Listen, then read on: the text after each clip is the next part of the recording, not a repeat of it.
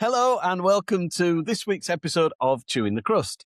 This is a podcast where we sit down with ordinary people who've lived extraordinary lives and talk honestly about the moments that changed them. Today's guest brings wisdom that only comes from having lived on every side of addiction. Jennifer Chase is a woman in long-term recovery, a life coach, the daughter of an alcoholic, and the mother of a recovering addict. She has known addiction as a child growing up and as someone who fell into it herself and as a parent desperately trying to save her son. Jennifer now works with families who are living alongside addiction, helping them move out of chaos, out of guilt, and in control towards boundaries, self-trust, and peace. What you may not know, Jennifer, is that for every one of my guests that comes on, I write a little poem, and I've done the same for you, so I shall read that now. Addiction doesn't shout or scream. It slips between the in-between. It takes a seat where loved ones stood and calls surviving something good. Recovery is rarely neat. It's tired hearts on shaking feet. A quiet choice again, to end the cycle, not pretend. So, welcome to this week's episode of Chewing the Crust with Jennifer. Thank you so much. Will you send that poem to me? Of course. Okay. Just £5. Okay. What is that in American dollars? Well, the way your country's going at the moment, I wouldn't like to say. I agree. Yeah, I don't do politics on here, but crikey, Mikey, he's doing his best at the minute, isn't he? Yeah, it's not good over the pond right now, my friend. It's No. not good. No, but your country's getting bigger every day. I don't know. People are leaving at record pace here. I was Yeah, actually maybe. born in London, and so maybe I'm next. I don't know. So where in London were you born? That's interesting. I was born in Stanmore, Okay, which I is don't know that. just, I don't know, it's about, I think, 14, 15 miles. I took the tube there when I was there in September. So just a little suburb, if you will, outside of the city. Is that the first time you've been since you were a child? The first Wow. time. Yeah, And it was did you find your amazing. house? My mom had the address, and so we literally just sort of Googled it and got on the tube and went and found it. Wow. And it wasn't one of those nightmare situations where you realize it's been demolished for the past 30 years and No, there's a it school was there now. It was beautiful. Oh, Stanmore is really? such a fun little city. Yeah, it was fantastic. That's nice. That's exciting. Yeah. Yeah, it was fun. So, thank you ever so much for joining me today. You are, as we've mentioned, across the pond, but you're a Brit, really. You've got dual passport. Yeah, well, I could. I don't have it. I need to. That's what I'm saying. Like, if I'm gonna get my family out of here, I'm the one to do it, right? Yeah, but unfortunately, you want a European one. Can't you find some Italian lineage? I Our lot's just as bad as your lot at the minute. Anyway, so what I like to do when we have a chat with people, and I think sometimes people look at the 2 hours and think, oh my God, that's way too long. But I really like to get under the fingernails of scenarios and really help people. And I think uh, in these situations, it's the minutiae that I think can really twig with people. So what if you don't mind, and it's quite relevant in your scenario, tell me about young Jennifer. Tell me about your life as a child and growing up and the difficulties that you faced doing that. Yeah. So I am the great granddaughter of an alcoholic. I'm probably the great great granddaughter of an alcoholic, the granddaughter and the daughter of an alcoholic. So my family in my childhood just sort of danced in the dynamic of alcoholism. It was mostly alcohol. I had a grandma that was an opiate addict in the 50s and 60s before that was kind of a thing. Um, so for the most part, alcohol was so normalized in my home, and I didn't really understand that there was a different normal, if you will. Unfortunately, I'm part of a statistic in that dynamic, which says 1 out of every 4 little girl and 1 out of every 6 little boy who is kind of raised in that alcohol or addiction dynamic is being sexually abused. And I was being sexually abused by my mom's dad. So, growing up, what I can say about my nuclear family is I'm the youngest of 3. I have a sister that's 5 years older than me and a brother that's 3 years older than me, and they got along beautifully. And I was always kind of the 3rd man out. I felt, and whether this was true or not, this is the way I felt as a child, that I was often picked on and laughed at, and so that was kind of a lonely scenario with my siblings. My mom. By your siblings, do you mean? Yeah, yeah, yeah, Yeah. yeah. And they would, if they were here, they would say, "Yeah, that was not the correct perspective," and maybe it wasn't, but that is for sure how I felt as a child. Mm. My mom, I don't know if any of your listeners can, like, feel this, but, like, if my mom speaks English, I speak German, right? Okay. Yeah, My mom I and get that. I do not communicate the same, we don't have the same feelings. It's like we pass in the night. Still, right? Still to this day, my mom and I are just definitely different human beings, and growing up, I would have said that she was not my person. And my dad, who was my person, like, my dad was my guy. He was the one person I knew on this planet above all else loved me. My Mm. dad was an alcoholic, and so you never quite knew what you were gonna get when he walked in the door, right? Whether he was gonna be my dad, my guy, or whether he was gonna be intoxicated, at least drinking, angry, sometimes emotionally abusive. Like, you just never knew, right? And there was a common denominator to all of these relationships, whether it was my siblings or my mom or my dad or my grandfather or all of it, and the common denominator was always me. Like, Mm. I was the problem. If I could just be happier or less emotional or something, if I could just be something other than who I was authentically, then I could be loved. And that created, I remember, I've lived all over the world, as we were talking about earlier. My dad was a pretty successful businessman. I would say that I grew up in sort of an upper middle class home, right? It looked great from the outside. But I remember when we were 4, I was living in Portland, Oregon at the time, and it's the first memory that I have where I barricaded myself in my bedroom. So I took all my stuffed animals and record player and toys and put him up against my door at the age of 4, because that was when I started learning that isolation was the safest place for me. If I could keep the outside world from getting into my space, Yeah. I was gonna be okay. And so that was kinda, you know, most of my childhood was trying to make sense, and the, discrepancies that I felt growing up. Like, my parents would take us to church, and I would listen to what was being said and look around and saying, I hear what you're saying, but it's not adding up to kind of what I'm experiencing growing up. And so it made for a very challenging childhood for sure, but a very confusing one. Mm. Did was your mum involved in the addiction, or was she just a recipient of your dad's behavior? My mom was a enabler, like the biggest enabler on the planet, right? Um, and she that showed up in really a lot of different sort of, ways.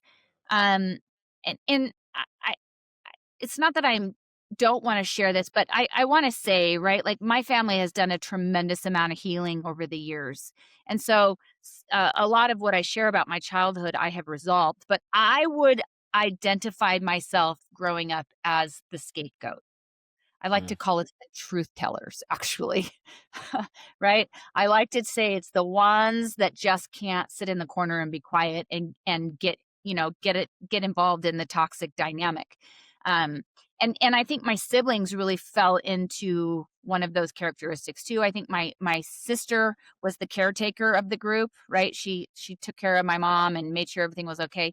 And my brother was the golden child. And my mother did anything to protect my brother, through, the different ways that my dad showed up in our home. And so, um, yeah, I think my mom participated for sure. I have a memory growing up of my dad driving us home somewhere intoxicated, and he was clearly intoxicated. I'm sitting in the back. I remember this with my hands folded, sort of praying that we were going to get home. and my sober mom is in the passenger seat, right? And I remember thinking to myself, like, "You don't even love me enough to get into a fight with him and keep me safe." What I know now is that's just part of that rescuing and enabling and dynamic that we get into as family members of addicts. Yeah, and I think, I mean, you will know this, but certainly if he was violent, there's an element of protection for her and for you, isn't there, that she's putting in place there by not not winding him up and all this. It's just th- there is nobody that wins in that scenario, is No, there? no. No, and my dad was never violent physically, but he was violent with his words. Yeah. Right? He would leave people in a fetal position on his way out the door. And he was and so I think when we talk about violence it affected my mom a lot. And I think that that's why my mother used to always tell me, still she tells me if I don't give her feedback about it, but you're just like your dad. She tells me this all the time. You're just like your dad, right? And never in a, oh my gosh, this is such a loving, like you're so much like your dad. I love it so much, right? It was always kind of this negative connotation. um, How and does that land with you now? well, now I say something to her, right? Now I say something to her, like, "That's hurtful," because you never say it in a loving way, you say it in a sort of mean way. But what I think what I meant, whilst I appreciate what you said, how does it feel? Does it hurt? Oh, no, because, um Are you I past that? loved my dad, right? And I Okay. love some of the characteristics about my dad and I that she's referring to. Some of those characteristics make her uncomfortable, so we are pretty good communicators and we can articulate our words, and sometimes that makes her feel like her words are getting twisted or she's unable Mm, to articulate in that manner. I don't feel bad about those characteristics. I don't want to be the version of my dad that hurt people, right? yeah. And I definitely became that when I was in the middle of my addiction. But I don't necessarily it doesn't mean the same thing to me as it does to her when she says it. How does that evolve then from being a child to being, I don't know, a young adult, or there's something in between that, isn't there? There's an older child or a younger Yeah. adult. Where does that put you? So I started drinking alcohol a little bit when I was in high school. Um, I think one of the most important things to know about me was that I was never going to become an alcoholic. Like, I quite literally thought that my parents' inability to break the chains of this thing was just pure weakness. Like, I had more courage in my pinky finger than they had in their whole bodies, right? I Uh, was never, never, never, never going to live a life or potentially have children and them have experienced what I experienced as a child. So when I started dabbling drinking in high school, I was hyper aware of one, my biology. Like, it was clear that I had some biology, and two, just hyper aware that that's not the life that I wanted. And so I was always like the designated driver, or if there needed to be an adult in the room, right, I would always be that person. And then I went to college, and I would say in college I started to binge drink a little bit. Again, super aware that this wasn't going to be my path. College was the first time that I started to put a correlation together that if I drink more, I will feel differently. If I drink more, I'll be less anxious. If I drink more, this boy will like me. If I drink more, something about the way that I feel will be different. And again, didn't know what to do with that information, but I really started learning that substance can almost be a pressure valve release, right? Um, so then I met my was there a husband and status to that? To drink? Was there a status to drinking in school? Was it cool? oh, for sure. And Yeah. for somebody who never felt like she was enough, especially in high school, when I did drink, it was because I just wanted to belong. Yeah. For your listeners that aren't seeing us, I have quotation marks up. I just Yeah. wanted to belong to something, right? I just wanted to Mm. be liked, loved, and seen by a group of people, and those people were drinking, and so I reluctantly did occasionally, but again, it was not I just knew I couldn't live this life, like, this wasn't Mm. for me. Um, And then I went to a fairly party school and everybody was doing it. And I would have been literally by myself on the weekends, right? If I didn't sort of partake in this. And so for sure there was some status around drinking or not drinking. Mm. And then I met my husband and we had some babies. And when I got pregnant, specifically with my daughter, she's the oldest. Um, I knew that I needed to somehow break the chains of this thing. Like, if you consider, so my grandfather who abused me had a twin brother, and they both abused children. So you have to make some assumptions that they were probably also abused, right? So let's say it started there. That's I was the fourth generation of abuse, sexual abuse specifically in my family. And so, because I wanted this to be different for my children, when I found out I was pregnant with a little girl, I knew I had to figure this out. Like, I didn't have the tools, I didn't know how to keep her safe.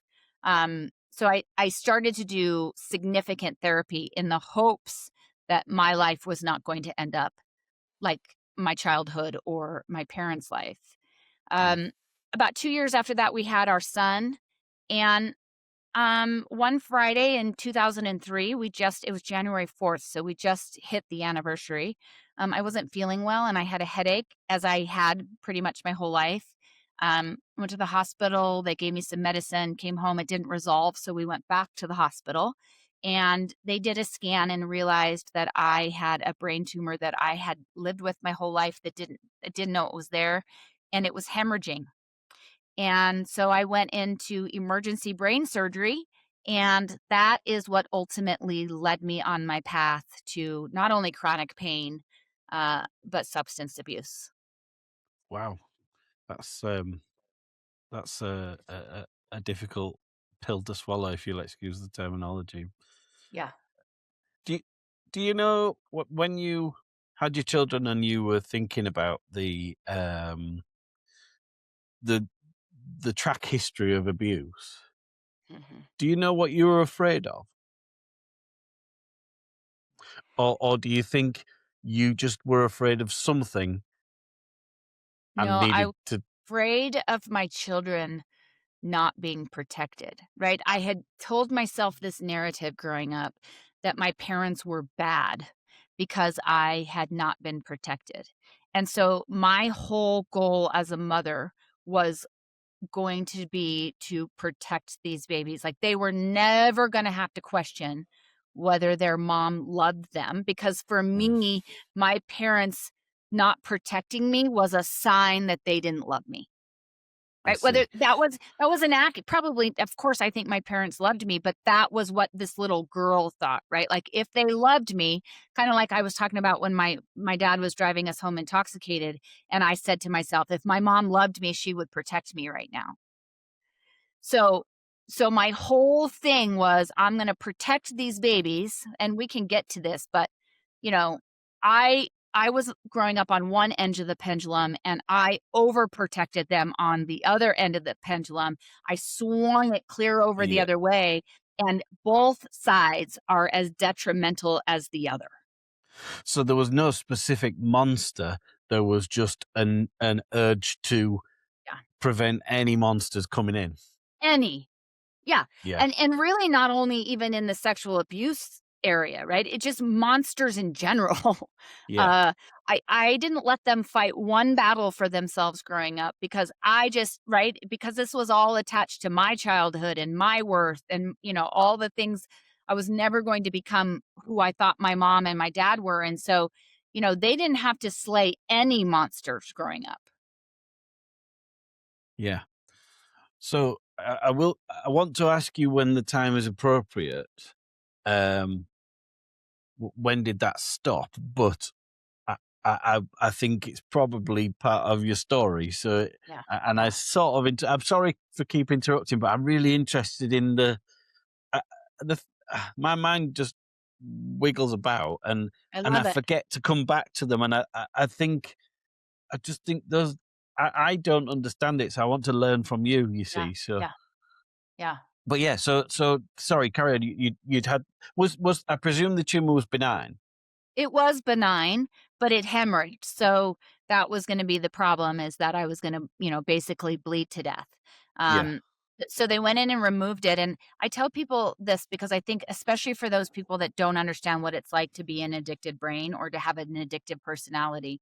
So I was about 2 weeks out of surgery, and I was at home, and I was taking medication as prescribed, but I was high, right? Like, prescribed high, and I was in my bedroom, and I could hear my family out playing. They were playing a game that I was familiar with, and they were having a great time, and I said out loud, literally out loud, "Where the hell has this been my whole life?"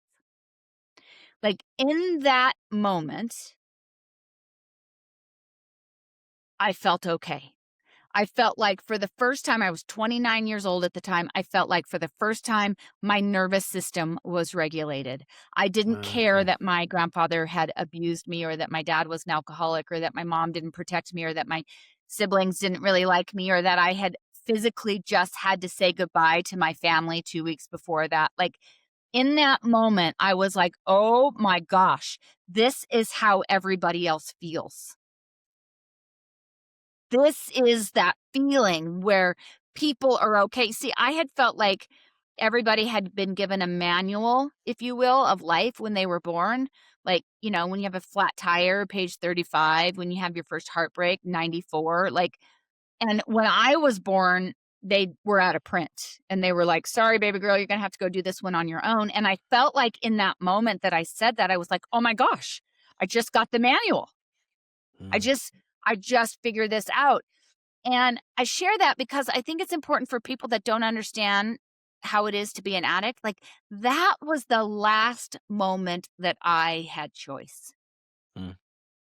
That was it, right? The, the, And the it only was it. equivalent I've got to that, the only thing that's anything like that is I'm a big guy. And last year I tried Munjaro for a little while. Mhm. And the silencing of the go and have something to eat, go and have something to eat, and I don't think it's anything on the magnitude that you've dealt with. And it certainly wasn't a horror.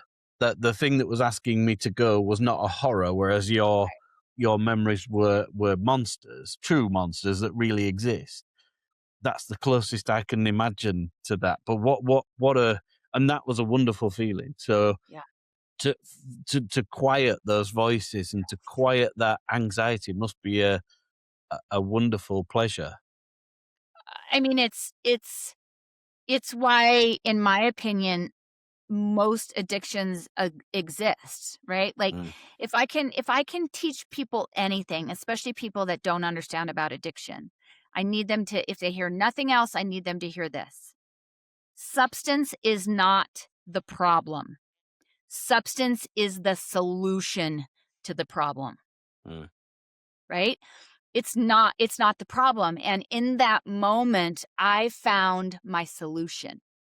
mm, Right? I have had the honor of being around a lot of alcoholics and addicts in the last 8.5 years, and done some public speaking and had some real opportunities to get into the heart of what drives addiction.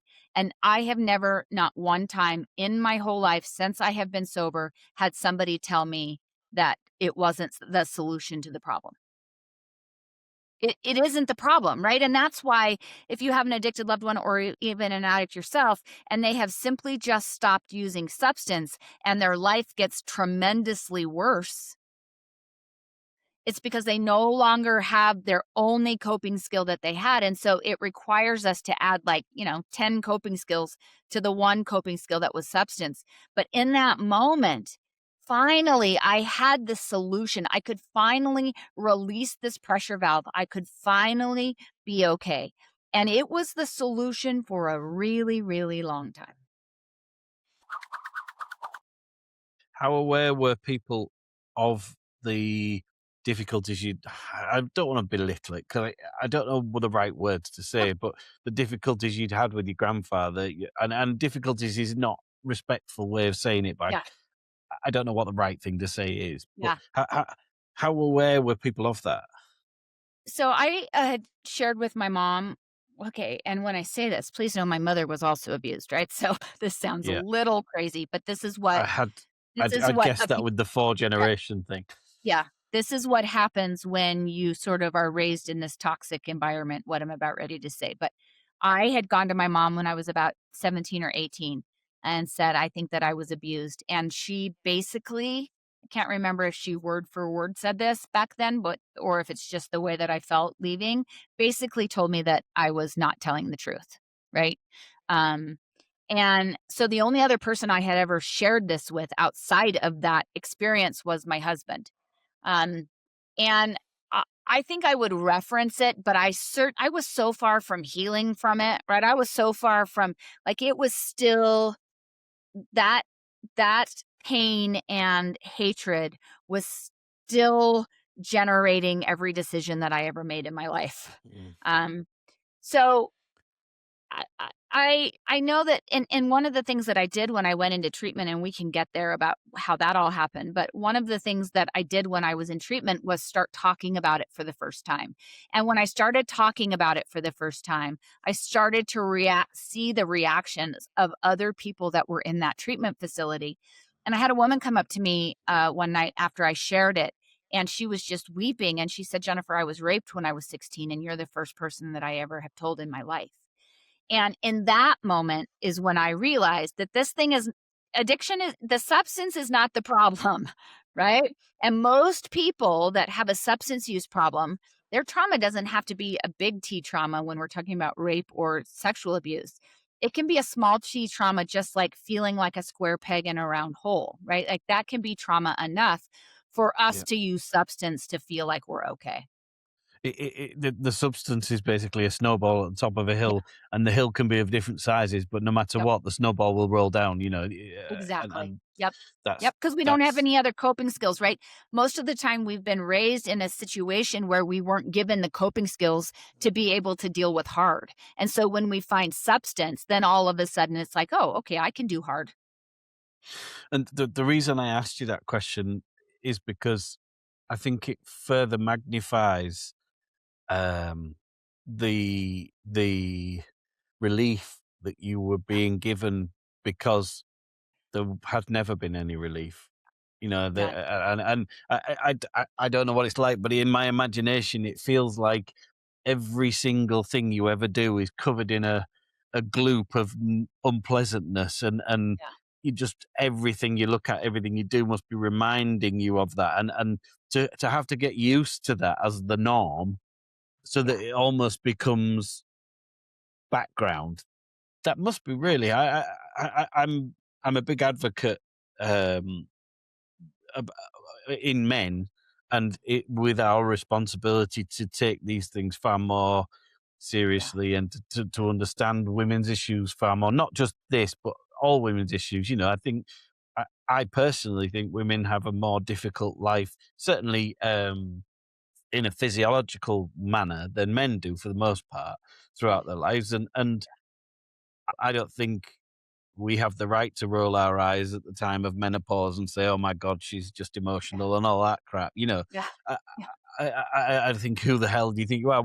Why do we excuse toddlers when they're going through the terrible twos? Why do we excuse teenagers, but we don't excuse our most loved females in our lives, our work colleagues, our wives, our yeah, mums, when they're going through one of the most difficult times of their entire life on so many levels, yeah, and this on top of that? yeah. It just blows my mind, and but I do think we need to have more advocacy for that. When I think the lesson that I learned as a child growing up, you know, we observe the world as children, right? And we learn what's safe based on those observations.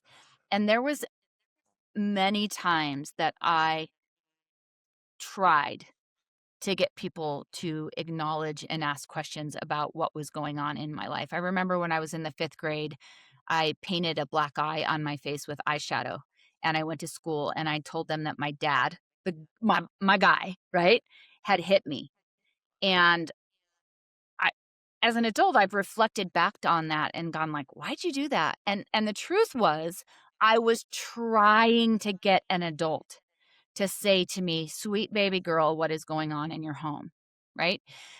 But because of the way that my family looked from the outside, like my dad was, My dad was all the coach, and they showed up to every single one of the 3 of our events, and they were important in the community, and again, we were upper middle class and all of the things, and so I remember so distinctly that time when nobody says that, an adult didn't say that, it reinforced 2 things for me. One, it's like nobody cares, right? And number 2, you must be the problem because every time they're like, "You've got these other 2 kids and they seem just fine. What's wrong with this one?" Yeah. Right? And so I periodically in my childhood, I remember doing things like that to kind of test the water if somebody is going to come help me. And every time I tested the waters, it was a hard no.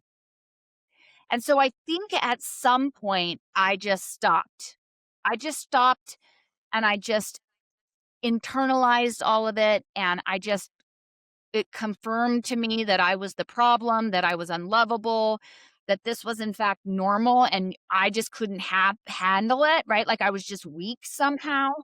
Um and so that was, I guess, the interesting thing about growing up with it being silent is it definitely was not silent in my soul.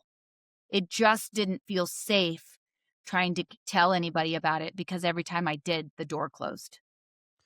It sounds like to you the silence was like a bass drum, Yeah. whereas to everyone else it was they couldn't hear it. Yeah.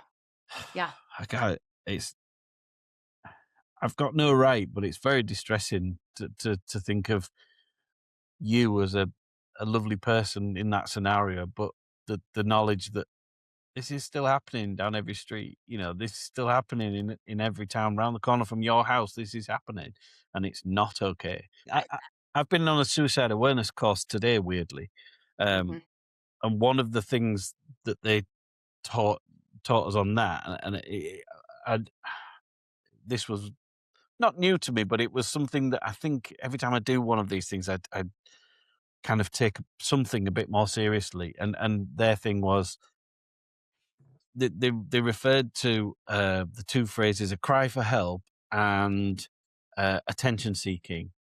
Mm. And they basically said that what if you take the sort of very dictionary meaning of those two statements, what do they say? Well, someone wants some help and someone needs some attention.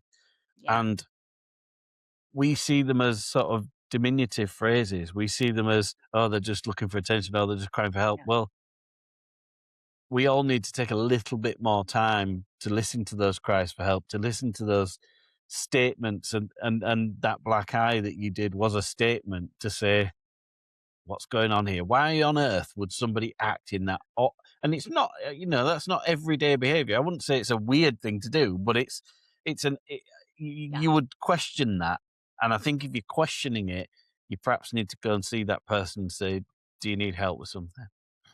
Yeah, I think that that's an important piece um, because I have, like, become so involved in sort of the substance use community and and therefore the mental health community, right? And we can start talking about my son when you're ready, but he struggles with some mental health, and one of the things that I've learned is if somebody is seeking attention, there is a reason why they are seeking attention. And I think as a society, we have got to do better at understanding that I'm not gonna look at their seeking attention as the problem. I'm going to ask the questions, why are they seeking attention?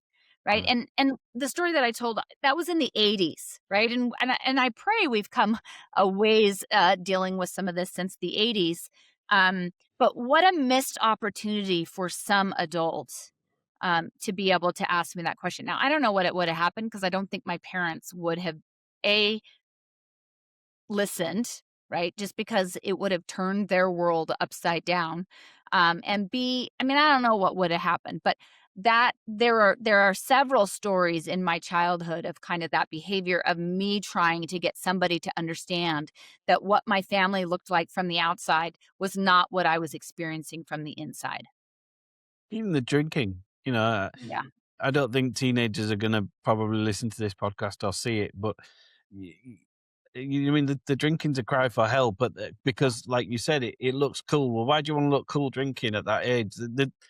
I think there's a lot of unconscious indicators in people's behavior as well. I think sometimes they might be seeking attention, they might be a cry for help, but they don't necessarily know why they're doing that. It's just it's their way of dealing with a difficult scenario. And Well, this reminds me of something so interesting actually had to do with our trip in Europe this summer. So we spent some time in Germany as well, and it happened to be during Oktoberfest. And Mm, it was in Frankfurt, and we were at Oktoberfest in Frankfurt, and sitting behind us on a table were, I would say they were probably 15, 16 at the most, a group of maybe 6 to 8 teenagers behind us. And while we were there, the boys had each had, I think they were on 6 by the time we left that day of wow. what, I don't know how big you say those are, a liter? I don't know. I Um, think it is in and Germany. Yeah. and I remember thinking to myself, like, so as a society, that is acceptable behavior, and I think you can have a discussion about, when you allow children to start drinking. Um, but it was not lost on me, like, addiction is not about society or a drinking age, right? Drinking is about drinking to feel differently if you have a mind like mine. And I found myself, obviously, because of what I do for a living, wondering what the impacts of that kind of norm. And, Mm, the studies that talk about there's less addiction in a society that their kids start drinking early, whereas in America, obviously, it's illegal, but they say it's just an interesting concept to mm, start looking at why people start using alcohol specifically. And alcohol, as though it's legal everywhere, is one of the worst substances, right? It's for our bodies actual poison, but somehow we have sort of normalized it. um and I would say I for sure started drinking alcohol initially from a social aspect, right, of trying to belong, and especially because I hated it. I mm, hated the idea of it, right? mm, I hated what it had taken from me, mm. my whole life, and so the idea that then I went and drank it is, I think, what you're talking about, which is this why? Why did I do that? Yeah, and I think, is there such a thing as wholesome drinking? And Yeah, I think some would argue there is, some wouldn't. But I think you're right. I mean, I didn't have a difficult relationship with it in the same way that you did, but I don't think anybody ever takes a drink of alcohol and thinks, this is nice the first time they ever try it. I think most right? people think this is absolutely disgusting, but society does it on a regular basis. And I want to be a man, or I want to be, I want to be like my dad, or whatever. And you do it. But yeah, But I think that brings up a good point. If it doesn't taste good and I don't actually enjoy it that way, then I'm drinking it to be intoxicated, yeah, yeah, right? absolutely. Um, Yeah. and so then you gotta ask yourself those questions too. And look, I think people can drink alcohol and not be addicts, right? And drink it and enjoy it and even get intoxicated. I'm not suggesting that everybody has a drinking problem. But I do think it's interesting to start asking yourself the question, why do you actually drink alcohol? Well, I did this. I did this in August 2024. Um, I went to a festival, and a friend of mine who was attending the festival is a 30-year recovered alcoholic. And I just thought, look, I'm going to be around him. He doesn't mind drink. He drinks non-alcoholic drinks, Mhm, like non-alcoholic beers and things like that. But mhm. I just thought, I'm just not going to drink this weekend. I was also somewhat on parade. I was in surrounded by people who I needed to not embarrass myself in front of, Mm, mm, mhm. um, professionally rather than socially. And so I thought, right, I'm not going to drink this weekend, um, and I didn't. I think day two, I said to my friend Mark, I said, I haven't had a drink all weekend, and he said, "How do you feel?" I said, "Fine." He said, "Well, you'll never feel worse." And uh, I don't know, something clicked in my head then, because I did exactly what you're saying. What does alcohol do for me? Yeah. I don't like really being drunk. I don't like. hangovers, and you will, the older you get, the worse Yeah. they get. It's expensive. It's really not good for you. And I mean, I carry enough weight without that. I mean, I wasn't a big drinker, to be fair. I didn't drink a lot, but I could drink a lot. Um, and then I think the last one was the only benefit I could think of was like Friday afternoon. I could, when I got home from work, it was nice to have a beer in the sun or something like that. It was atmospheric as much as anything. Mhm. Mhm. But now I started trying different non-alcoholic drinks, and I can have one of those on a Friday after work and get the same level of chill out Mhm. because it was psychological. Yeah. It wasn't chemical. It was Yeah. psychological. Yeah. And Yeah. and why I absolutely love that I don't drink now. I love it. I very rarely hear somebody say that they wish they drank again, unless it's attached to feelings, right? Yeah, Unless it's attached, because when somebody does the work that you've done, you realize that it's not drinking does not include the version of me. it was actually really easy too. Yeah. Yeah. Well, and drinking doesn't include the version of me that I wanna be, right? Like, when you start Absolutely. wanting to, like, increase your vibrations, if you will, right? Become a better Yeah. person, become a more knowledgeable person, continue self-growth, all of the sudden, you've gotta ask yourself the question, is alcohol part of that version? And for most people, it's just not. And without being rude, everybody at some point becomes a knob when they're drunk. Yeah.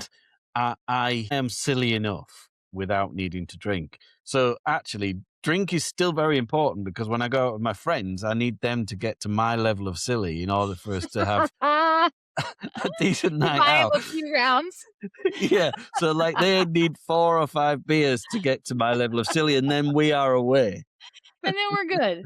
Yeah, I Yeah. love that. But no, I love that. I feel like we've this isn't about drinking, and I don't think you or I are anti-drinking in any way, shape, or No. form. However, what I do is bestow the benefits of not drinking because they Yeah. are much better than I thought they were. Yeah.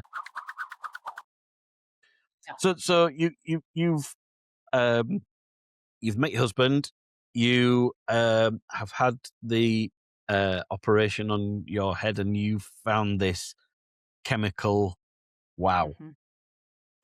Yeah, so I was 29 years old when that happened. So, and my kids were 6 and 3 when I got sick. And I ended up getting sober when my kids were 18 and 21. So, my children absolutely experienced what I experienced as a child. And I absolutely almost killed my children in the car while driving intoxicated. Like, I became all of the things I said I was never going to be. And in doing that, I mean, I had shame from my childhood, but acting so outside my core beliefs and core values and who I said I was going to be, that the shame just multiplied, right?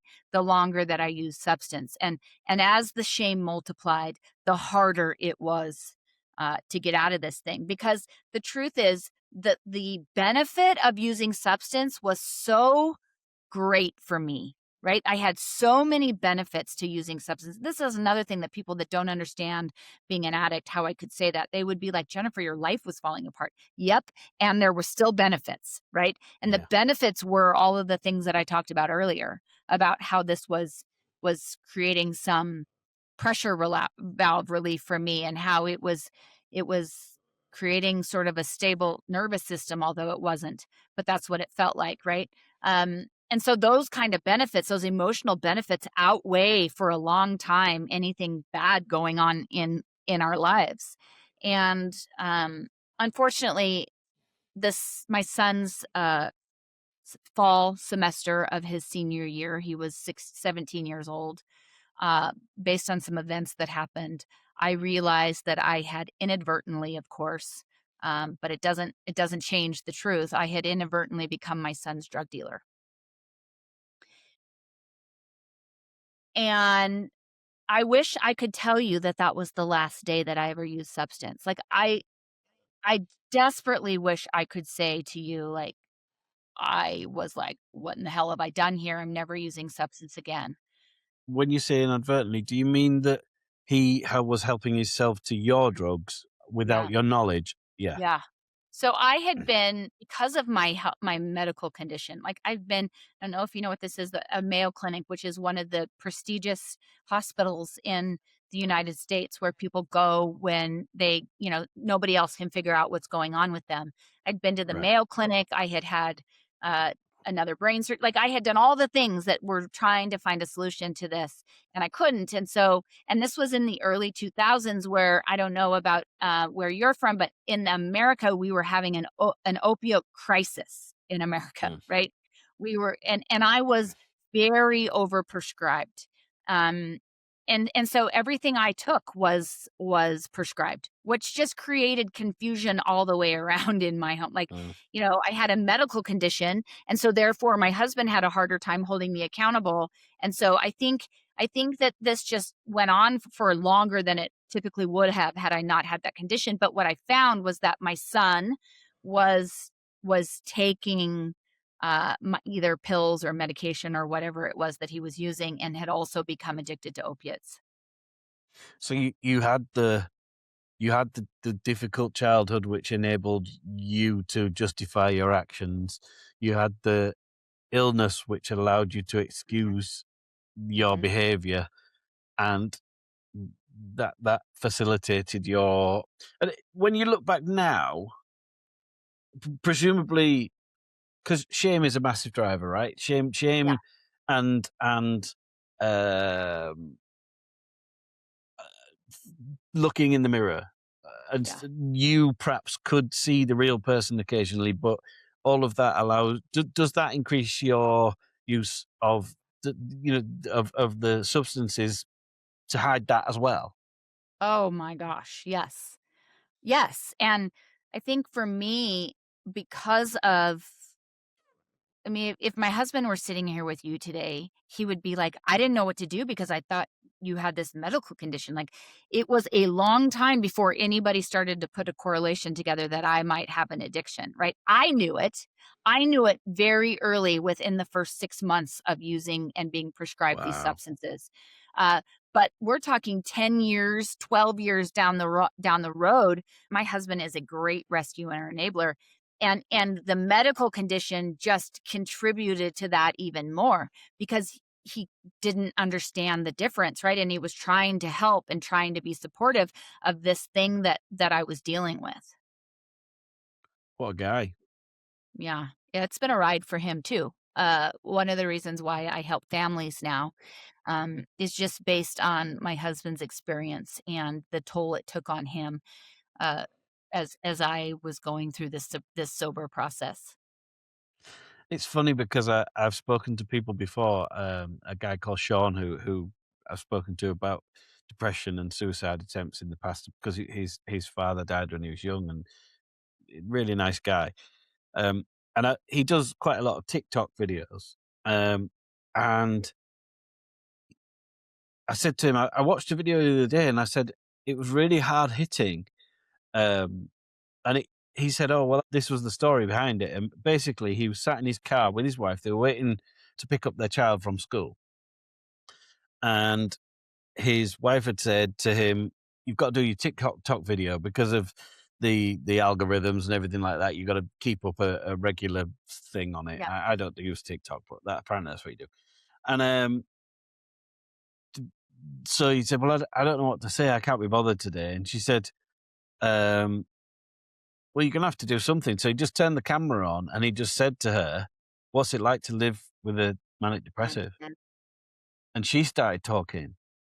And to this day, I still intend to get her on for a Yeah. chat because I love like your story. And people, you can't drop husbands and partners into this because this is a it requires a level of bravery and vulnerability that some people are just not comfortable with. But what how interesting to see both sides of that almost back to back, because your husband, my wife, I haven't been through anything like you've been through, but through my depression now, when I look back, when I was very poorly. I was an arsehole to live with, Mhm. and she deserves a medal. And if it wasn't for her, I don't know if I wouldn't be here, but if Yeah. was here, I would be in far more of a mess than I am today, and I would be far less the person I hope I am, you know? Yeah, And this reminds me of a story. So I had been sober about 3 months, and we were driving in the car, and I was just we call it the pink cloud, right, when you get sober. Like, I couldn't have been happier. I was connecting with people, I was sober, I was dealing with my shame and doing all like, I was so, so, so happy, and I was telling him all of this, and he looked at me with a deadpan face, and he said, "I'm so happy that you're getting help, but I've been going through this for 14 years too. What the hell am I supposed to do?" And that's one of the reasons why I help families now was that comment from him. But what I realized is that there are so many resources for us that are struggling with substance, right? We can go to rehab, there's outpatient programs, there's meetings, there's all these things, resources to help us get sober. But there's little resource for the family members that have also walked through this with an addict, right? And as a family member, we contribute to the solution or we contribute to the problem or both. or both, right? And so it and most of the time, an addictive behavior within a family is so toxic that unless the family does some work on their own, then we just try to drag the addict back into this toxicity, right? We Mm. want them to be sober, but we're going to drag them back into this toxicity. And so what is required is that everybody goes and seeks some help about how we can all do this differently, right? Like this just isn't the addict's fault. We've all got to do this differently. And my husband's response to this was a huge reason why I have decided to instead. I mean, I worked with the addict themselves for about 6 years, right? I was in the treatment field and did that work, but just felt this pulling of you know, because I have the perspective as a daughter and an addict myself and a mama of a recovering addict, and then my husband's perspective, it just really put in place for me this idea that I've got to go help families kind of untangle this thing. So tell me what recovery looked like then, because there's three streams to this tale that you and I are talking. We've got obviously your addiction problems, which obviously I suppose there's four with your family before you. Then there's what you've gone on to do, but then there's obviously your son's scenario as Yeah. well. So tell me how you got out of what you do and how that ran alongside the scenario with your son. Just so when I found out my son was addicted to my medication, I say medication, it was my drugs. Let's not twist it. Um, I came up with plan A or plan B, and plan A was initially how I was going to bow out gracefully, if you know what I mean, right? I I know how some feel about suicide being selfish, but I can only describe to you what it felt like for me in that moment, and it was the most selfless thing that I could do, right? I believed Yeah, that's how you felt. That I mean that is that how I felt. Yes, I can't. I don't like yes, the suicide is selfish thing at all. You yeah. know, it's such a myth. But I thought yeah, it was the most loving thing that I could do, right? Like, mm, I would set my husband of 21 years free to love again, really love again. My children would mourn my death, but ultimately they would be far better off, right? Like, I mm. just believed that it is what was best for them and that they finally deserved me to do something that was in their best interest. Like, that's just how I felt. And so I tried for probably about a week and a half to overdose. And I joke about this. It's not that funny, but it is to me. Like when you've been raised in as much addiction as I have, we have fantastic livers, right? And every day I would wake up and I would hate myself more than the night before. And so at some point I realized I was going to have to move in a different direction towards this plan B. And so on the day after my son graduated from high school, I checked myself into an inpatient facility. And the whole goal when I walked into that facility was not abstinence. I had never done this before. I didn't understand really recovery, nor was I interested in it. I didn't want to live life without my security blanket or my solution that I had found all those years ago. The goal was how do I start using like a gentle lady? How do I get so many drugs out of the house, right? So that my son doesn't have access to them. How do I get my tolerance down so I don't have to have as many drugs in my house, right? Like that was the whole mindset that I had going into this facility. I was there for about 28 days, and I would say it was probably around day 10. Um, and I shared this story with you where, the woman had shared that she had been raped, and I started to realize that I was not unique and that we all had a story. And that every single person in that facility with me who had become my people in a very short period of time, right? Like these were Mm, the people that understood my shame. They understood how I'm not who I am when I'm high, right? They understood all of these things without speaking about it. And I started to learn that we all have a story and we are all using substance as a solution. And that really started me on my path to understanding that the only way I was going to save my son was to save myself. And that was the day that I started moving towards, okay, what does abstinence look like? What mm, does sobriety look like? What does recovery look like? Um, and can I live a more enjoyable life sober than I can high? Because this is the thing, I am not a martyr, right? I'm not gonna be like the gal that her life absolutely sucks and she stays sober. Like, I wish I could say I was that person, but I'm not. I stay sober because my life is better sober mm, by far than it was when I was using. Um, so that's how sobriety started for me. My son used for another 3 years after I got sober. And people have asked me, like, which hat is the hardest to wear? Like, is it the daughter? Is it the addict yourself? Or is it the mama? And I can say unequivocally the hardest hat for me to wear was the mama hat. mm. Um, at least with my own addiction, there are things that I can do on a daily basis that will help me stay sober today and tomorrow, right? Like I have a certain amount of control, although I hate the word control. I have a certain amount of influence over my sobriety in the sense that I can continue to do the work. I have no control over my sons. Yeah, None. and I think the other thing is, I know this isn't the truth, but I think when you're in there, you perhaps believe you're only damaging yourself, where it's not true, Yes. but you believe that, and on paper, kind of you are, Yeah. Yeah. Mm, but that's not the case Yeah. when it's your son anymore, is it? Yeah. Well, and I had so much shame around my son's addiction, right?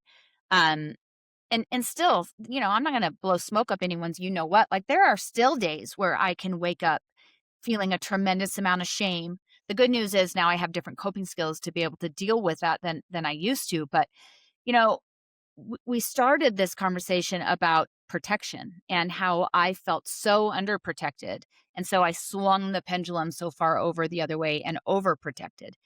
And I set my children up for failure, right? Mm, Because anything hard, whether it was a test or talking to a coach or dealing with their dad or whatever it was, anything hard that they had to walk into, I did it for them because that's what protection looked like, right? That's what I mm, needed apparently as a child. And so I swung the pendulum. And so when I finally got sober and realized I was doing harm and stopped, right? My kids were 18 and 21 when I got sober. And it was as though I had just thrown them into this pond of lava and said, sorry, I know I threw you in there, but I can't help you get out. You're mm. going to have to figure it out. And so there was a tremendous amount of shame around that. Um, watching my son struggle with something that I knew I had contributed to. I had contributed to it by not allowing him to do hard.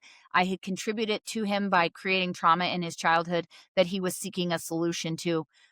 He also has mental health issues that contributes. And so that 3 years before my son got sober was by far the hardest 3 years of my life. Yeah, that's difficult. And that's Y- saying something, right? Yeah, yeah, yeah. That's not an award you want, is it? um, uh, when you went in, I've never been to rehab or anything like that. So do you do you think part of your recovery in rehab, you felt answerable to the people around you, and they were No. the people that you did it for, rather than the people who had suffered it, Yeah. around you in real life. There's a TED Talk out there, and it's something that I have just really hung on to. It the guy on the TED Talk says the opposite of addiction is connection.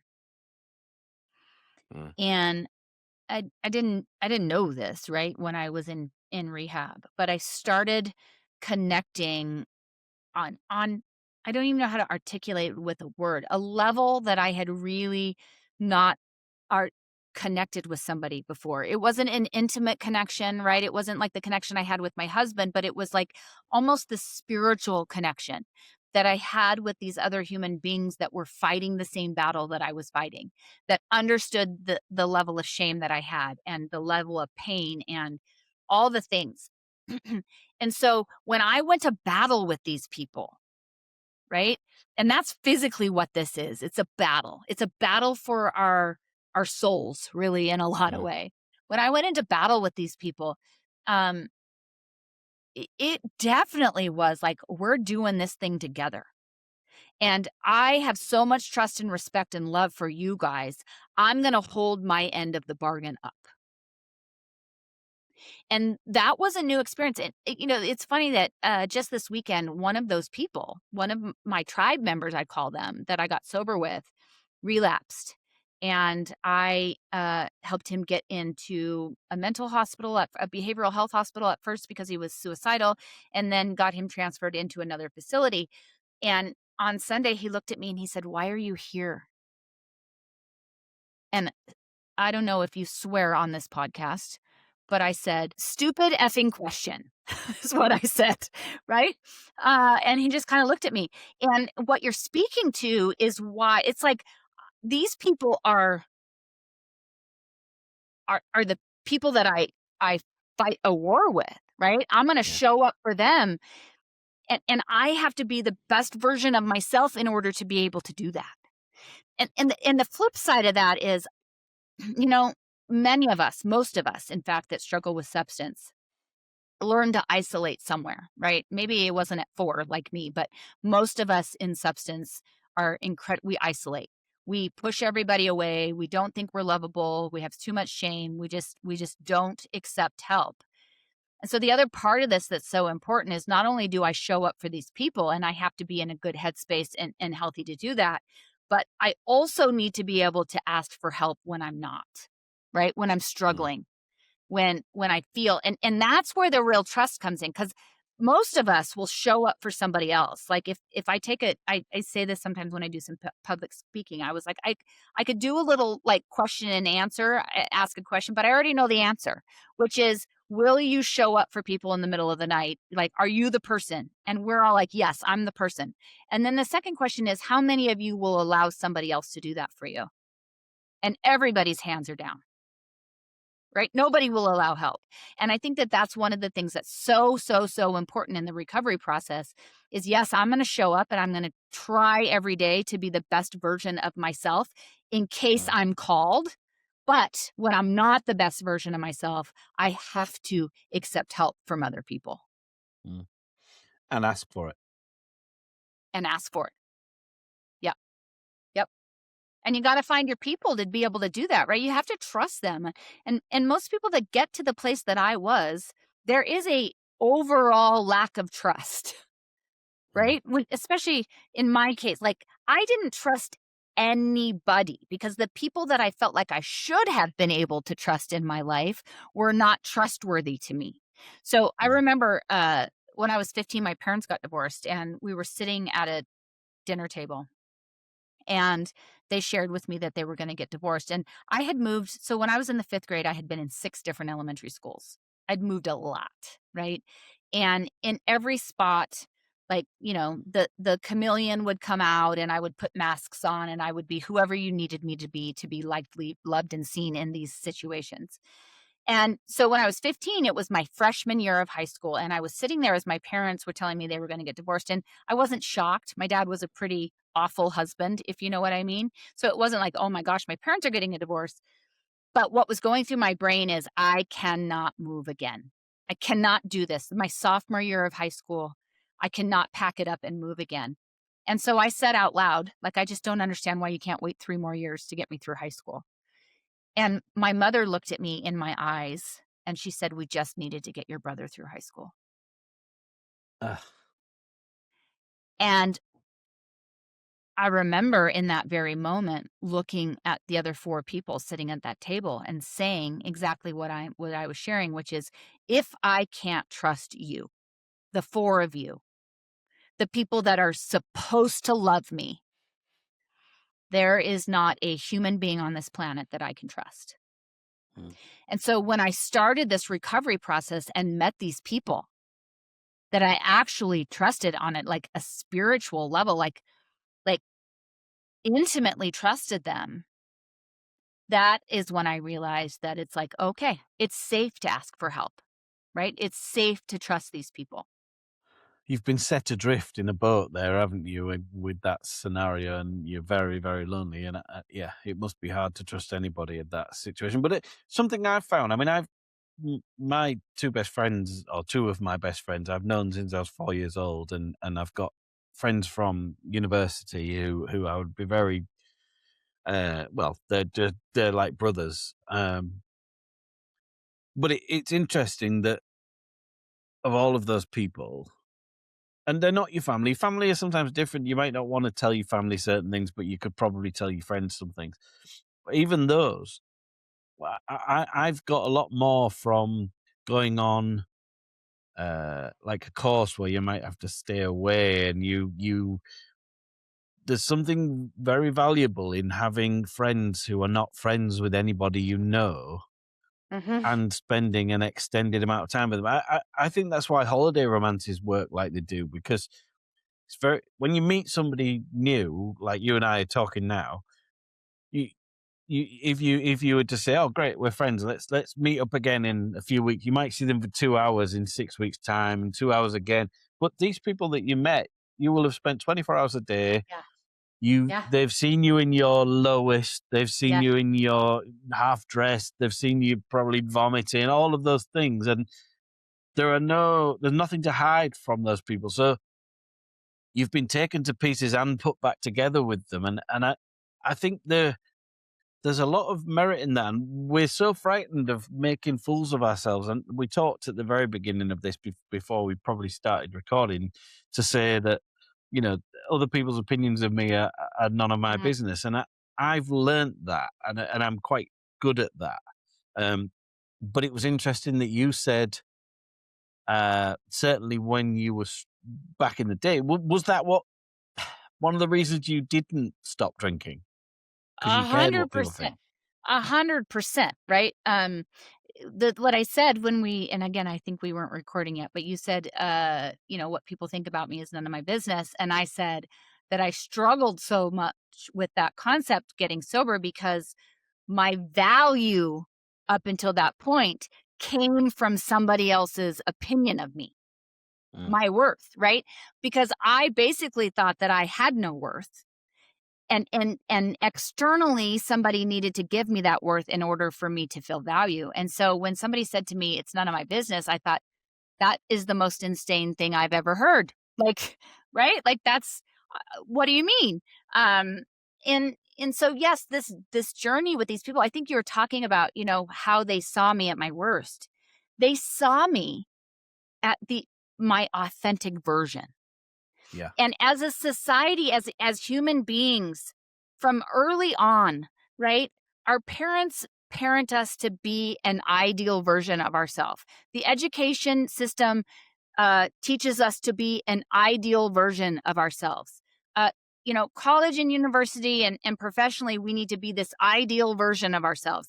And the farther we get away from this authentic version of us is the more shame we have, especially if we don't have those relationships in our life where we can get back to the authentic version, right? Mm, And for me, because I had put on all of these masks and fake personas and tried to be this version that I thought somebody would love, it was really in that treatment facility where these people saw me for this authentic version and kind of dug it.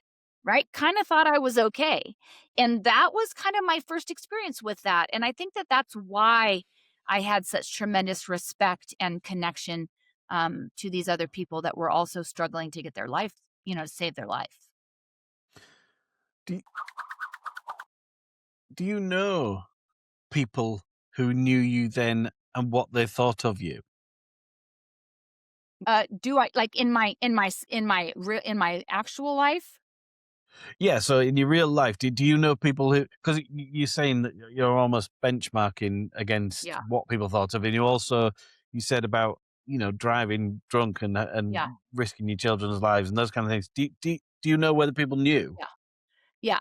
Um, it was a dirty little secret, right? My children were very involved in sports, and I would show up sometimes. So I used opiates most of the time, but I would occasionally, once a month, use like a bottle of Xanax and at a time.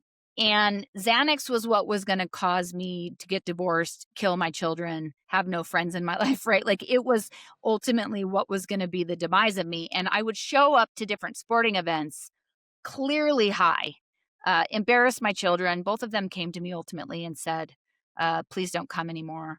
My husband and daughter were just telling a story the other day about I was at one of their games and one of the parents was like, "Oh my gosh, is she okay?" And they were like, "No, no, no, just leave her passed out." Right?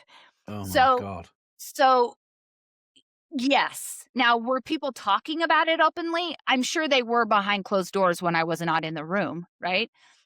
For sure, people knew something was going on. I don't think there were many people that kind of were like saying something to my husband, but can you imagine how embarrassing that is for everybody else involved? Um, I I think mostly when people hear me now, because I speak in public and I do these podcasts and I have a career that I work with families, and so it's pretty open who I am and what I've walked through. I don't think those people that knew me back then would be like, "Oh my gosh, I had no idea something was going on." I love your honesty, and it sounds a bit kitsch, but I think people who talk about issues like you do with the honesty and I hope, although I don't know, I hope you've forgiven you Mm, to be able to be you. What you do, and I'm sure you know this. You enable people to feel comfortable in perhaps getting help, even if they're not professionally being dealt with by you. But I hope yeah, anybody who hears this, and I get that's your reason for doing it, but I don't. I sometimes don't think people acknowledge people like you enough. You're a person that they've never met and may never meet, and uh,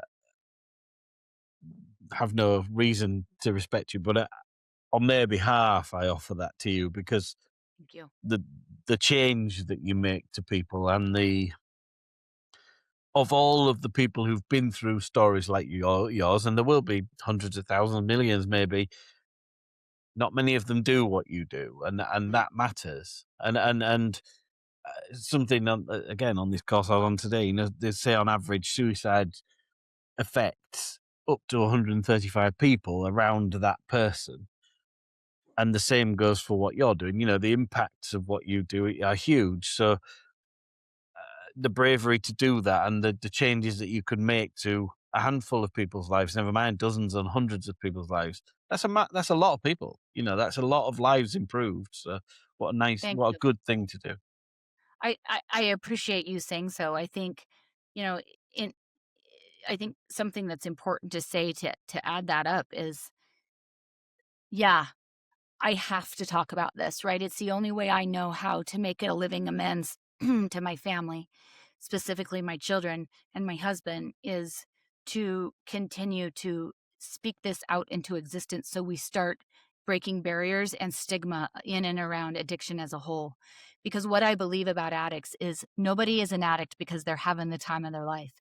They're an addict because they're using it as a solution to something. And so, Mm. as a society, I think we impact this in a good way when we stop having the stigma that we do around it and start reaching to it with some empathy and compassion about what has somebody gone through in order to choose substance as their solution, right? And for me, it's truthfully the only way I know how to deal with the shame that I have in and around the way that my children grew up, excuse me, is to try to help one person along this journey. But the other part of that is I don't want anyone to think that it's easy. Like if this is hard for you and you're like, well, it feels seems like I'm not doing it right because it's hard. I need you to know, like, I've been doing this for a hot second and professionally do this for work. And there are still days that I wake up buried in shame, Mm. right? A couple of days ago, we were having dinner with my daughter, and she started talking about some events of her childhood that had to do with me while using substance. And I just am just, apologizing. Sorry about that. I'm just apologizing. I'm so sorry that you had to walk through that. And then the following day, I did have to like pull myself up by my bootstraps, right? Because I was Mm. experiencing some shame. And so if you're walking through this and it's hard and you think you're doing it wrong because it's hard, you're not doing it wrong. Like this work cannot we that's the problem most of the time with us addicts and codependents is we are averse to pain. We don't want to do hard. And, my life is so tremendously better than it used to be, but it's hard. And Mm. so if you're walking through this right now and it's hard, you're doing it right. Keep doing it. So tell me about what you do now then. Yeah. So, like I said, for 6 years, I worked in the field of recovery with the outpatient program that I actually went through when I was getting sober. Was on the executive team there and just loved every single second of what I did working with the addicts. But there was this pull, right, that I didn't get through everything that I got through in my life to simply work with the addict. Like I had this perspective that so many other people don't have in the sense of sort of a full bandwidth, if you will, of experience. Um, and so about a year and a half ago, actually 2 years now, I guess, I started my own business. And I am a certified life coach who specifically works with loved ones of addicts, navigate sort of what addiction does to our family. And like I kind of spoke to earlier, figuring out with families how I'm contributing to the problem. And so I can switch that and start contributing to the solution. I can start setting boundaries, but maybe most importantly, I can start finding peace. Because what I realized in this journey with my husband and my personal journey with my son, is that being a loved one of an addict is as isolating, depressing.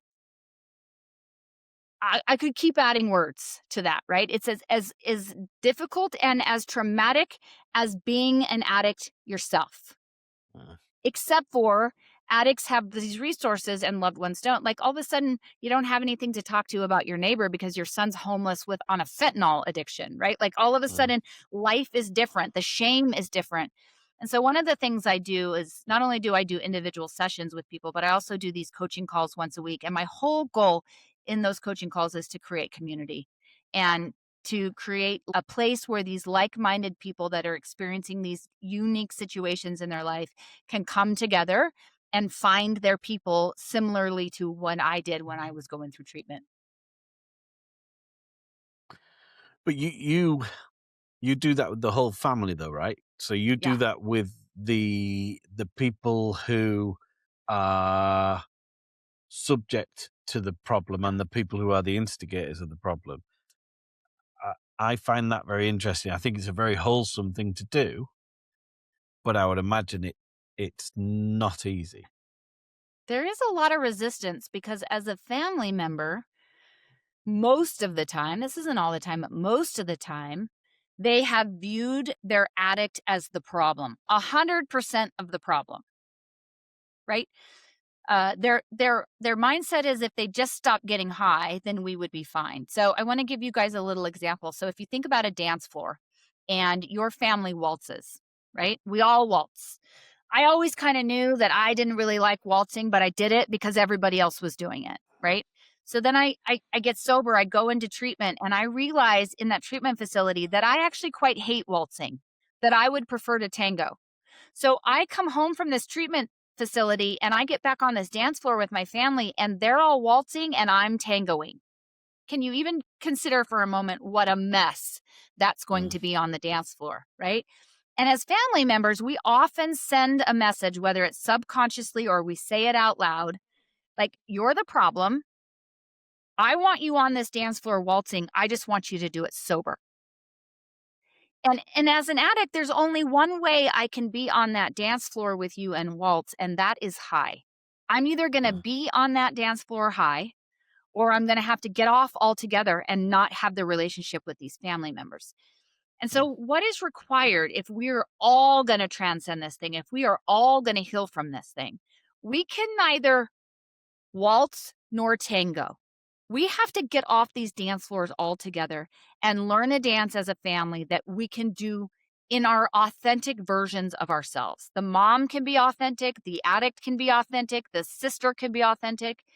And that takes a tremendous amount of work. And it definitely it is required to come out of the version of this thing that the addict's the problem. As somebody who's walked that walk and continues to walk the walk, because I don't think I don't think the walk ends. No. It never ends. Yeah. Um, and how difficult is it to go from, and I use these words as a descriptor, not as a judgment, from being an addict who generally is deceitful. They Mhm, generally lie and hide and mhm. um, are dishonest in order to fuel their habit. So I'm not Yes. necessarily saying that those people are like that, but how do Yes. you go from that to find the authenticity in order to be, because they are absolutely antithesis of one another. Um, I'm not expecting you to do a course on this chat, but there must be a process you could Yeah. describe for people to go through. So, I was sharing with you, I don't remember if it was before or while we were taping. I'm a quote girl, right? And I'm behind me, I have a wall of quotes. And one of them I want to share with you that kind of has to do with this topic, which is by Joseph Campbell. And the quote is: "The cave that you fear to enter holds the treasure you seek." And for me, I wanted this treasure of peace, serenity, joy, love, worth, right? All these things. But I had never been willing to go inside of this proverbial cave to get it, because inside of this cave was my sexual abuse and my dad's alcoholism and my mom's relationship and, bats and stalagmites and spiders and all of these things that I didn't know how to handle. And so that is what sort of fueled I was like climbing these rock walls saying, like, where's this treasure that you guys all speak of, but never willing to go inside of the cave to get it, right? And so in my addiction, you're very correct. Like, the lying and deceit and manipulation and all of those things are required from the addict in order to continue the cycle and to get people to rescue and enable me so that I'm comfortable and I don't reach my pain tolerance, right? It's required. So oftentimes when an addict gets sober, I say this again when I share with addicts and alcoholics. Oftentimes it's like, oh, they don't trust me. Like, what's wrong with them? I've been sober for 35 days and they don't even believe what I'm saying. And I think that this might be a hot take. I think that that's wildly unfair, right? And not okay from an addict's perspective, and not one that I've tried to live by. My perspective is I'm the one that created the trauma. I am open to listening to the hardship that my family and loved ones experienced because of that addiction for as long as they need to share it. And the way that I deal with that discomfort and shame is using the coping skills that have now been given to me through the recovery process. And the truth is, I don't know how to go inside of my cave and get the treasure without that mindset.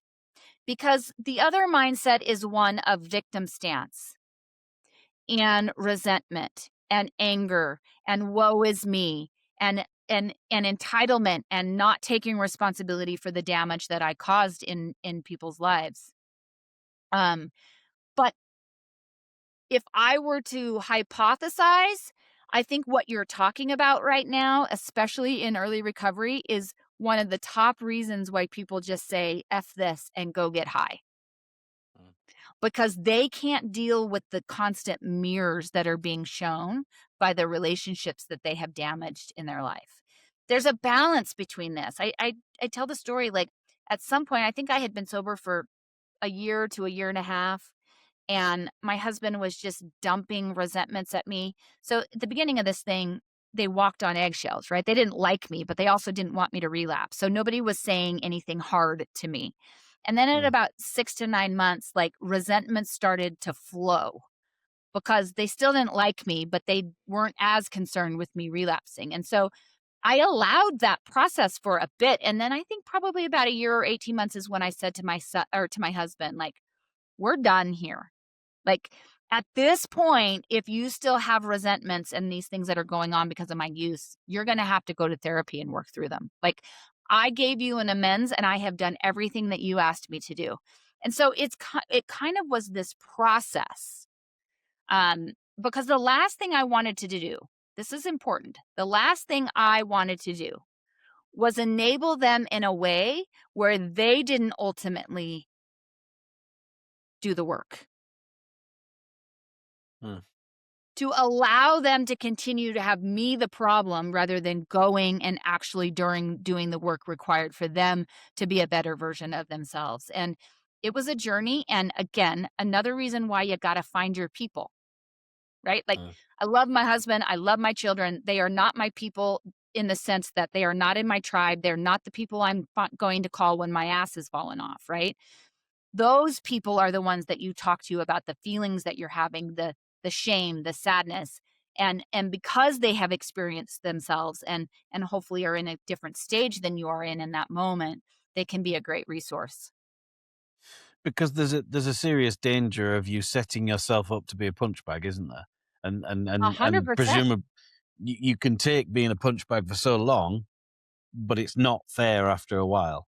Is that basically Yeah, the short of what that you've is said? exactly right. I knew that that it was like they got to say some things, right? Like, they got to express how my addiction had impacted them. Mm. And they didn't trust me. And we were really learning a new dance together, but at some point it them me being a punch bag was enabling them to never do the work, to never heal, to never become a Yeah. better version of themselves. And so at some point I was like, yeah, I'm not that girl for you anymore. And arguably become part of the problem. And I Yeah. think I would imagine that even for a successful recovery, at that point, if that were to continue, there's a even higher chance of relapse. And yeah, that's tough. But just out of interest, if you don't mind talking about it, how was that taken when you did stand up? When you did say, "Okay, line in the sand. I'm prepared to talk about these things, and I've accepted my guilt, and I will continue to accept the shame that goes with that. But no more bullying." Yeah. Almost. It didn't go over real well, if I'm being honest. So just from hearing my story, you hear, like, my husband and I have been through some things, right? Yeah. Uh, Whether it's my health or the addiction, or he lost a tremendous amount of people in his family. Like, we have been through some difficult things in our marriage, and so it wasn't like, oh, we weren't going to do, like, this was the first hard thing we ever did, and we were going to, like, divorce. Like, that was never really in the question. But when I got to that point, I said to him, I said, "I don't need you anymore. I have to figure out if I want you." Di And this was part of the conversation, which was me basically saying to him,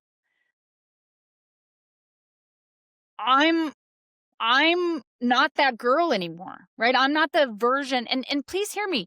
I was sharing with you that just recently they were sharing a story. Like, I'm not, don't ever talk Yeah, to me oh, yeah. about this. I'm healed, right? That's not who I am. There's a difference from listening and experiencing that, what they experienced, and being a punching bag, right? Yeah. Those are very There's different things. talking about times, and then there's poisoning the well, isn't there? And Yes. that's two different things. Yes, those are very different things. Um, and what I wasn't willing to do anymore was to be the end of sort of that resentment, right? The punching Mm, bag, which enabled him to not deal with his resentments. Because this is the other mm, thing I know. Resentments are a me problem. So if I have a resentment, I am the one required to handle it. It is not somebody else's problem, right? mm, Um, and so in that process of deciding, like, okay, we're here. It's been pretty toxic for the last little while. We've got to figure out if we want this, right? If we want to continue in this marriage. And when I said that to him, I think it was an opportunity for him to do the same reflection that I was doing. Uh, and it put up a boundary for me, that said to him, like, "I love you and I want this marriage, but you're gonna have to go heal." Like, this I'm not the problem. Basically, what I'm trying to share with the work I do with families, right? Like, I am just a symptom. My addiction was just a symptom of the bigger problem.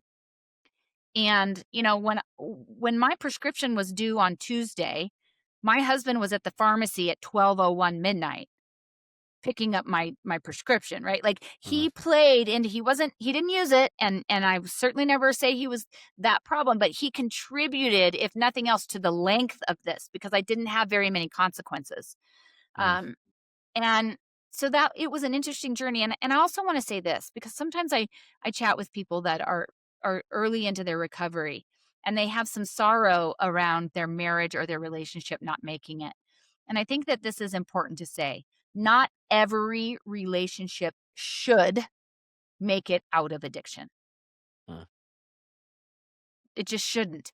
And if 2 people are not equally willing to do the work, it's probably not going to. Yeah, I mean, there's all sorts of different angles to that as well, isn't there?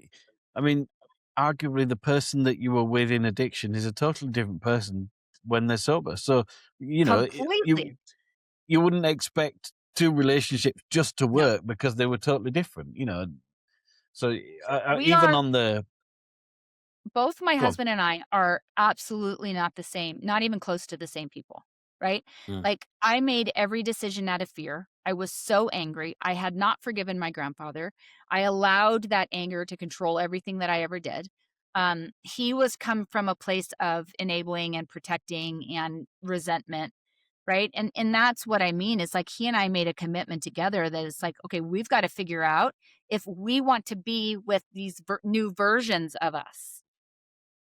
Like, do I still love and respect you being this new version? By the grace of God, the answer was yes, right? And we're about mm, ready to celebrate 30 years, but it doesn't always work out that way, nor should it sometimes. mm, mm. So, if you were looking in on a family, or if you were in a family looking out, I suppose, what sort of signs should a person be looking for in addiction? And at what point do they start waving the flag, or somebody start waving the flag to say help is required here? And how do you Yeah. do it? Yeah, unfortunately, we usually raise that flag too late, right? Yeah, And absolutely. we raise it too late because, it goes back to the first question, which is what are some of the signs? Some of the initial signs are things that make us feel crazy. Like A plus B is not equaling C, right? Like things are not adding up, behavior is not adding up. Behavior is changing. So, for instance, when I look back at my sons, and this is hard because I was using when I should have been noticing signs, but they were there, right? He was for sure struggling with his mental health.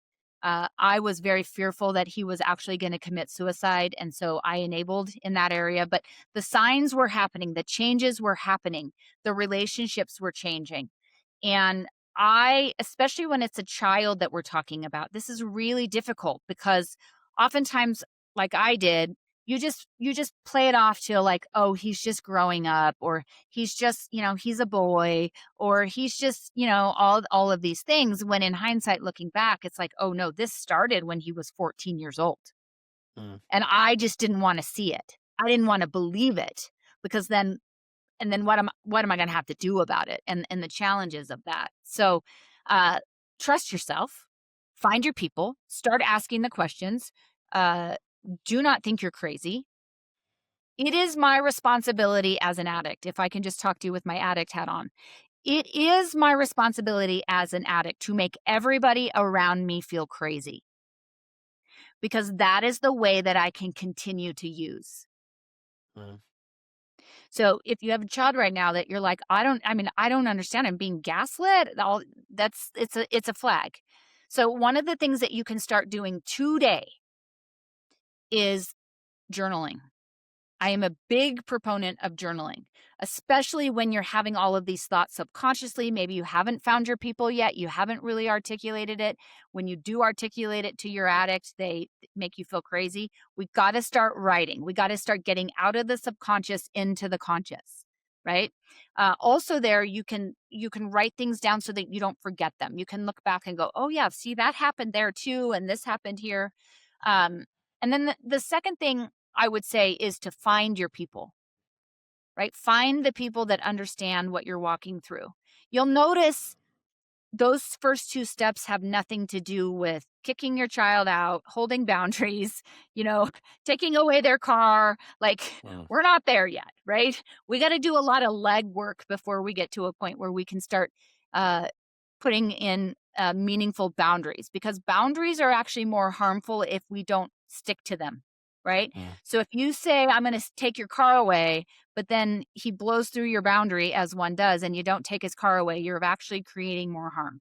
So They have to there's be lots. achievable boundaries as well, don't Yes, and they? they have to be Yeah. small, right? We Yeah. start small. So those are some of the things I would start asking somebody to do right now, today, to start just kind of laying some foundation to doing this work. What does recovery mean to you beyond sobriety? So taking that element of it away, what does that mean to you? Yeah. So recovery for me is that treasure that I spoke of in the cave, right? It's and first let me say that recovery is what allowed me to forgive the adults in my childhood that didn't show up in a way that I needed them to show up, right? It allowed me to forgive my grandfather, and not in the way where if he were alive today we would be breaking bread together, because that's not it, right? I forgave him in a way where I released him from the power and control that he had over my life based on the trauma that I experienced as a child. Recovery is what allowed me to do those really hard things. And so the payoff to that work, the payoff to the hard, is this proverbial treasure that I talk about, which is where worth and peace and serenity and joy and laughter and, all of the things I think that we are trying to achieve in our life, right? Sobriety doesn't do that. Like, just plain removing substance does not necessarily provide you that treasure. And why? Because if it did, then substance would be the problem, right? If it was what you got from just being sober, then when you just stop taking substance, your life would be the best thing you've ever seen. And we know that not to be true. And so therefore substance is the solution, not the problem, right? And the way that you find true recovery and transcendence is actually addressing the true problem. And it's inside of the cave, right? And I ask people sometimes when I go to treatment centers and they've been there 4 or 5, 10 times, and I ask them just point blank, like, have you ever gone inside your cave? And they're like, no, I just have tried to remove the substance and be okay. And I can't remove the only coping skill that I've ever had and not replace it with new wonderful coping skills and think I'm going to stay sober a long time, because life is hard. And if I don't have any other way to deal with the hard, then I'm always going to go back to substance. And so recovery and just being sober, to me, are very, very, very different levels of transcendence. I think you're the first person that I've spoken to on a subject like this who hasn't mentioned any sort of woo woo. Mm. Now, I'm not woo-wooist at all, but I do refer to it as woo-woo because I think that makes it more comfortable for people who are not comfortable with meditation, mindfulness, and all Mhm, that kind of stuff. mhm. Is there much of that in your life? Yes, there is, right? Like, so, um, I have chronic pain, not only nerve pain from my head, but I also have rheumatoid arthritis. And when I got sober, I realized that I was going to have to figure out how to deal with my chronic pain. One of the reasons why I didn't get sober for a really long time was I didn't know what I was going to do. And so early on, um, I started dabbling in different ways, different coping skills to help me deal with my chronic pain. And meditation started playing a role for me. And let me also say this. I am more spiritual today than I've ever been in my whole life, right? And I spent time in church as a kid and even as a young adult kind of searching for this connection. You can understand that people that have experienced what I experienced kind of felt like God was like, yeah, that one's we'll just let that one go. We'll go fight for another one.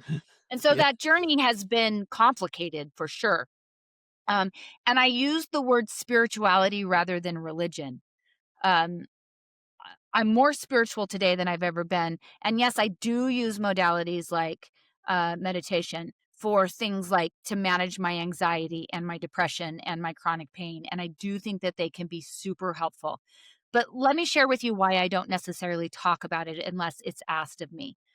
I think as a community, we require people like our way is the only way, right? There's people that are against medicated assistant treatment. There's people that are against spirituality and don't believe in the 12 step. There's people, right? There's people that believe their way is the only way to do this. I come from a place of do this however we all deserve peace. Do it whatever way it works for you in the sense that you can experience peace and serenity. And I never want to isolate from somebody who thinks that if I have a strong connection spiritually or meditate, that that's the only way to do it. Mm. And we deserve a path to peace, regardless if it's the way that I would do it. Now, I do say this: like if you dabble in something and it doesn't work, try something else. Don't quit, right? Don't think that oh I can't do it that way. I can't do it anyway. Um, but that's why I don't share sort of that information unless it's something that somebody asks me. Interesting. I do know an excellent book that you sound like you could have already read, by the way. Hashtag What just is it? saying. I said the B word. This one here, Oh, your work, yours, mine. your book. I would love Yeah. to read it. My I'd love book's to all read. about that. It's all about we've all got our own way. Yeah, There's no right or wrong. Uh, you know, even down to trying not drinking. You don't have to not drink to try not drinking. yeah, You know, you don't have to be a vegan to try a vegan meal, all of those yeah, things. And that's how, and that's the route I take to try and encourage people to at least try something like meditation or not drinking or whatever it is, because you just don't yeah, know. It might just make your life better. And I think it's so important. And you've alluded to it in the last thing you said, really about kindness, but that must involve you. yeah, yeah, A- and I think I didn't know you when you use substances, but I could probably hazard a guess that you will be a lot kinder person now than you were. yeah. And that in itself is a healing process, right? And I think it's so important as human beings. We're so judgmental of other people, and most of that comes from a place of fear or a place of not understanding one's journey, not have experienced it on our own. And I just I I just think it's so important to walk into situations with empathy and compassion. And in order to do that, to not have to have walked in one's shoes, to have empathy and compassion for the shoes that they're in. And I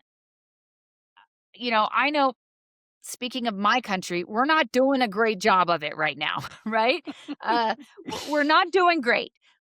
But I just, my prayer is in saying what I said about sort of everybody taking their own path is I don't want to be so wildly conceited that I would suggest that my way is the best way.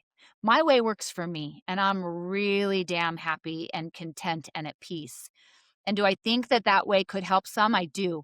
But do I think there's a million other ways that people can find that in a different direction? I also do. Mm. And I think, while we're on this planet, when you've found coping mechanisms, you'll probably find more. Yeah. You and I will find other ones that we've either previously written off. One of the things I've learned, and I was terrible at, and again, this is partly due to the way my brain works, is just listening. Mm.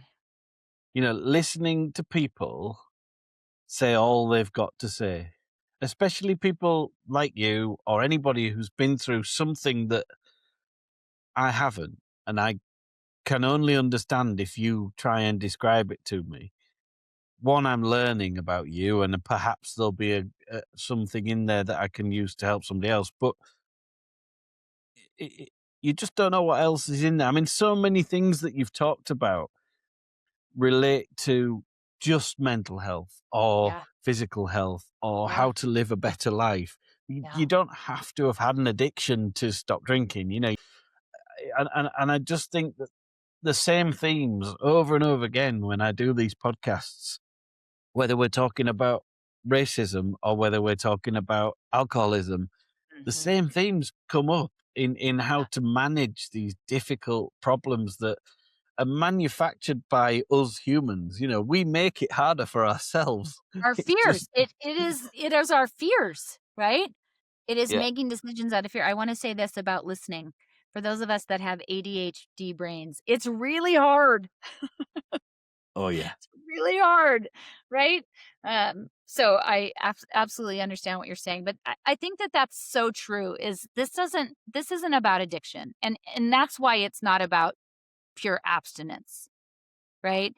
That's why you just can't stop using substance, and you just have all of this peace and joy and serenity and all those things. This is about a higher understanding about humanity and a place of empathy and compassion that is greater than just removing substance. And I think that that's what both you and I are talking about today. I agree, and I think the other thing is, if it was worth doing, it's usually hard. You know, And we are adverse to pain. yeah, Our yeah. But our if it's brains worth are having, you've got to keep trying. yeah, It's never going to be an over the overnight solution. It's never going to be you just roll the dice and that's the end of it.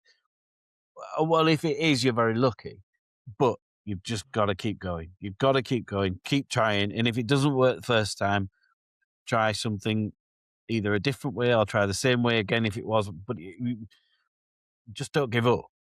yeah. And I think it's important to know, like, our brains are not wired that way, right? Our brains are wired to move away from hard. So that's why this work is so tremendous, is you are having to, like, push away or learn something new other than what your subconscious is telling you. Mm. And um, you know, it's doable. That's what I want you to hear out there, right? There's hope. Like, if you're feeling stuck in sort of a depressive state right now, or you're struggling with addiction, or your son is, or whatever, and you feel robotic and empty and numb, like, there's a way out of it. I promise you. But it is counterintuitive to what your actual physical brain is trying to get you to do. Mm. I've got two more things to say, and I've forgotten one of those, so I've only got one more thing to say. Yeah. The one more thing to ask you is really important. Oh, I know what it is, and it is important. It's if you are involved in addiction, never just stop. Yeah. Never just stop. It's really, really, really, really bad for you. Yep. Alcohol, drugs, whatever it is, Yep. go through a proper program, go through, Yep. be weaned off professionally. Yep. Never, ever just stop. So, Yep. um, so important. I mean, sometimes they're physically deadly to detox from, but oftentimes are emotionally deadly, right? There's much higher risk of suicide, and a lot of those things. So take heed to what you're saying, which is there are programs and professionals out there that will help you detox off of substances. Again, some of them are absolutely deadly, and alcohol is one of them to detox on your own. Yeah. Um, then the other thing I need to ask you, which is kind of traditional life, what is your favorite pie filling? My favorite pie filling. I'm gonna have to go with raspberry. Raspberry. You're the first Yeah, raspberry. Just raspberry. plain raspberry. Yep. So like a raspberry filling, yes. Not raspberry and white chocolate. Oh, No, just wow, raspberry. that is good. Yep. I'm Yep. impressed. Yep. Okay. I thought with you having sort of British ties, you may have been you might have gone for a savory pie, but you No, another. I definitely am like American in a lot of ways, right?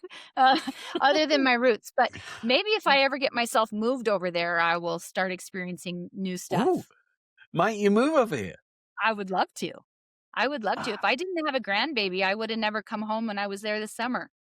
wow. Loved it. Right. Well, if Loved you it. do come over, or if you live over here, you have to look us up. I We have to get absolutely together. will. Love to. Yeah. Okay, buddy. Well, thank you so much. So this was great. Thanks for inviting. Have you enjoyed it? So enjoyed it. Okay. All right, my friend. Thank you. Thank you. Thank you so Bye-bye. much. Lovely to meet Okay. you. Stay Y safe. You as well. Well, Jennifer, thank you for your courage and for speaking to the families who so often suffer quietly. Your story reminds us that addiction isn't about bad people making bad decisions. It's about pain trying to survive and families learning how to heal. Now, as we move into a new year, many people promise themselves things will change without knowing where to begin. If traditional self help has never felt like it was written for you, The Piety Man's Guide to a Healthy Mind was written for everyday people with real living lives. It's practical, gentle, and honest, and it's about understanding yourself rather than fixing yourself. You can now find it on Amazon. Link will be in the description. Now, if this episode has resonated with you, please consider sharing it with someone who might need it or leaving a review. It genuinely helps the podcast reach people who are quietly struggling. Links to Jennifer's work are in the show notes, and please take care of yourselves and each other. This has been Chewing the Crust.